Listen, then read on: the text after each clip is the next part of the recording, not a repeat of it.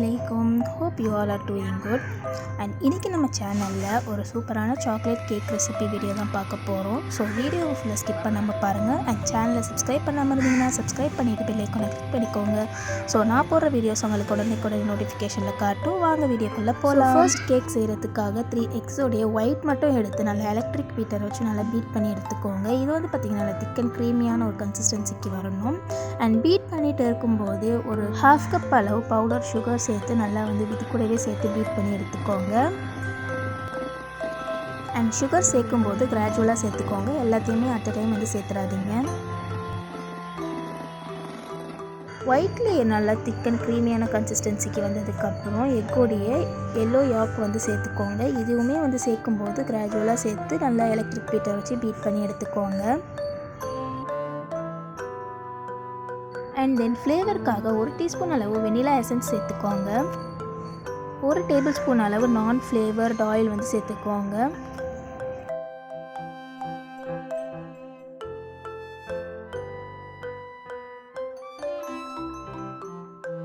And then இப்போ வந்து try ingredients வந்து சேர்க்க போகிறோம். அதுக்கு வந்து ஒரு 3/4 கப் அளவு வந்து மைதா மாவு வந்து எடுத்துருக்கேன்.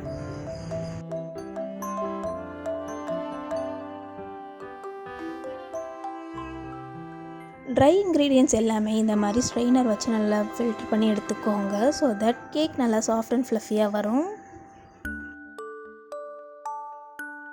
அண்ட் சாக்லேட் கேக் செய்கிறதுக்காக ஒரு 1/4 கப் அளவு கொக்கோ பவுடர் வந்து எடுத்துருக்கேன். அது கூடவே 1 டீஸ்பூன் அளவு பேக்கிங் பவுடர்,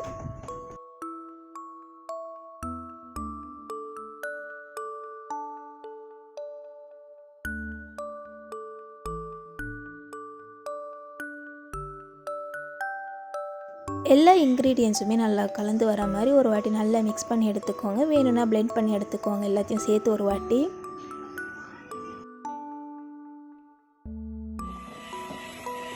ஸோ இந்த மாதிரி நல்லா சில்கியான கன்சிஸ்டன்சிக்கு வந்து வரணும் பேட்டர். ஸோ இப்படி இருந்தால் தான் வந்து உங்களுக்கு வந்து கேக் வந்து நல்லா சாஃப்டாக இருக்கும். அண்ட் இப்போ பேட்டர் ரெடி ஆச்சு. கேக் ப்ரிப்பேர் பண்ணுறதுக்காக குக்கரில் தான் இன்றைக்கி கேக் செய்ய போகிறோம். ஸோ அதுக்கு வந்து குக்கருடைய பேஸில் வந்து ஆயில் இல்லைனா பட்டர் வந்து அப்ளை பண்ணிக்கோங்க. பட்டர் ஷீட் இருந்துச்சுன்னா பட்டர் ஷீட் வச்சுக்கோங்க. அப்படி இல்லைன்னா இந்த மாதிரி ஃப்ளோர் வந்து ஸ்ப்ரெட் பண்ணி இதில் வந்து நம்ம செஞ்சு வச்சுருந்த பேட்டரை வந்து ஊற்றிக்கோங்க. அண்ட் கேக் குக்கரில் செய்யும்போது மெயினாக எந்த விஷயம் நோட் பண்ணணும் அப்படின்னு பார்த்தீங்கன்னா, உள்ளே வந்து அந்த ரப்பர் வந்து வச்சு பேக் பண்ணக்கூடாது. அதே மாதிரி மேலே வந்து விசில் போடக்கூடாது. ஸோ இதை வந்து ஒரு 40 மினிட்ஸ்க்கு வந்து ஸ்லோ ஃப்ளேமில் வச்சு நல்லா பேக் பண்ணி எடுத்துக்கோங்க.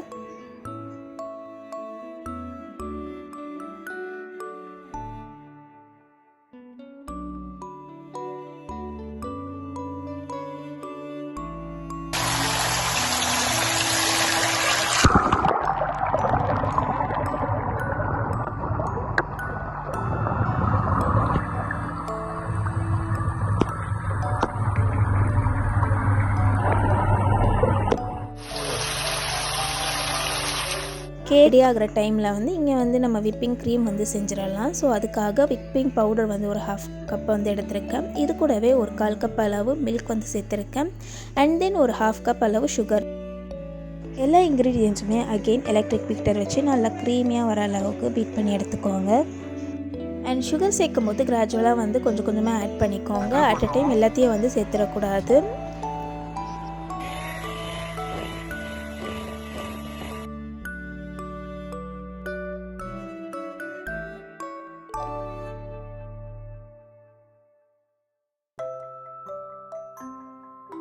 இப்போ பார்த்தீங்கன்னா விப்பிங் க்ரீம் வந்து நல்லா திக்காக வந்துருச்சு. இன்னுமே வந்து நல்லா ஸ்டிஃப்னஸாக வரும். இதே வந்து நீங்கள் பவுடர் சேர்த்துருக்கிறதுனால உங்களுக்கு இந்த கன்சிஸ்டன்சிலாம் வந்துருக்கு.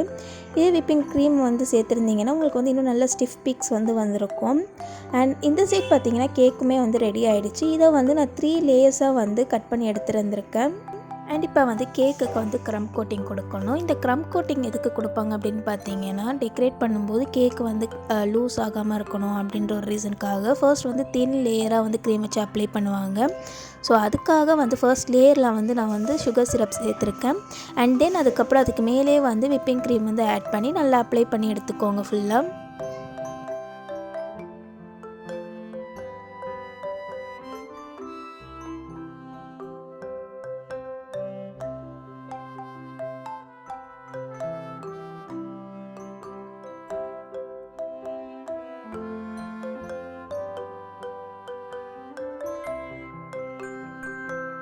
இது வந்து நல்லா அட்ஜஸ்ட் பண்ணிக்கோங்க.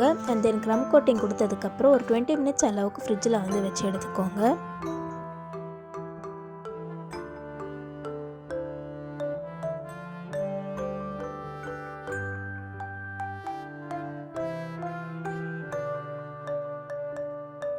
Minutes later.